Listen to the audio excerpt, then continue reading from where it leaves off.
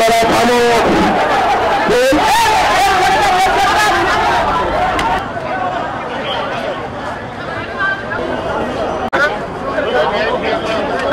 প্রথম থেকেই যে কোটা আন্দোলন শুরু হয়েছে তখন থেকেই ওদের যে আন্দোলন হচ্ছে আমরা সহনশীল আচরণ করে যাচ্ছি, যাতে ওরাও অনেক স্কুল কলেজের ছোট বাচ্চা বিভিন্ন সময় তাদের আসলে কোনো নেতৃত্বহীনতার কারণে একজনের কথা একজন শুনছিল না, এই কারণে তাদের মধ্যে কিছু অসংগতি আছে। তবু আমরা কিন্তু ধৈর্য ধরে তারা যেভাবে বলছে, প্রথমেই স্টেডিয়ামে এখানে তারা শেষ করবে, এরপরে চৌরাশ, এরপরে কাস্টমস, তারপর আবার শেষ করবে, আবার মজমপুর আসলো, পথে আবার কয়েক জায়গায় দাঁড়িয়েছে।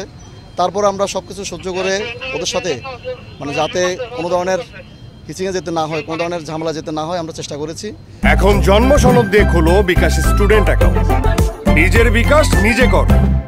এক পর্যায়ে তারা মজমপুর এসে অবস্থান নেয় এবং আপনারা দেখেছেন একটা রেল গাড়ি যখন কুষ্টিয়া থেকে রাজশাহী লেনের দিকে যাচ্ছিল, হঠাৎ তারা এই গাড়িতে আক্রমণ করে এবং গাড়ির গ্লাস ভাঙচুর করে, যাত্রীদের উপর আক্রমণ করে, আগুন লাগানোর চেষ্টা করে। তখনই আমরা বাধ্য হয়ে সরকারি যানমাল রক্ষা করার জন্য তাদেরকে মৃদু লাঠিচার্জ করে ছত্রভঙ্গ করে দিই। আমরা মনে করছি অবশ্যই যে আন্দোলন নিরীহ গোছের একটা আন্দোলন ছিল, সেটা হঠাৎ করে সহিংস কেন হলো। তো আমাদের কাছে এরকম কিছু তথ্য আছে, আমরা তথ্যভিত্তিক অভিযান করে যারা তৃতীয় পক্ষ এই আন্দোলনকে কলঙ্কিত করার চেষ্টা করছে, আমরা তাদের বিরুদ্ধে অবশ্যই আইনগত ব্যবস্থা নিব। চৌরাশ মোড়ে যখন দুই পক্ষ, বিশেষ করে কোটা বিরোধী পক্ষ এবং অন্য একটি ছাত্র সংগঠন, দুটি পক্ষ মিছিল মুখোমুখি হয়ে যায়, আমরা মাঝখানে থাকি।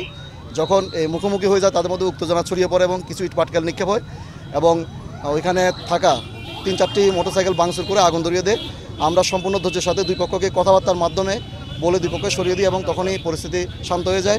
এরপরে এই ট্রেনে আগুন দেওয়ার চেষ্টা করা পর্যন্ত পরিস্থিতি শান্ত ছিল।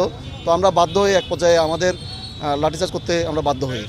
এটি আমরা আমাদের এই বিষয়গুলো রিপোর্ট করব এবং তদন্ত করে দেখব কারা এই ঘটনাগুলোর সাথে জড়িত।